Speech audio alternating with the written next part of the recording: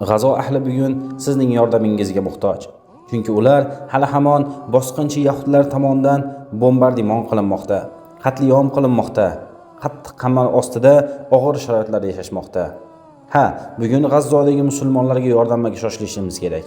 Chunki ular hali hamon kunimizda ham yana yahudlar tomonidan bombardimonlar qilinyapti va bombardimonlar sababli qancha musulmonlar shahid bo'lyapti. Bugun mana shunday Alloh taoloning fursatida biz foydalanib ajrlarni ishlab olishligimiz kerak. G'azzodagi musulmonlarga yordamga shoshilishligimiz kerak.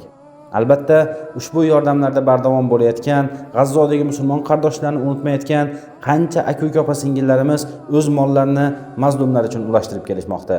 Bizlar ham ular uchun, G'azzodagi musulmonlar uchun kerakli bo'lgan narsalarni sotib olib, tayyorlab ularga ulashda davom etyapmiz.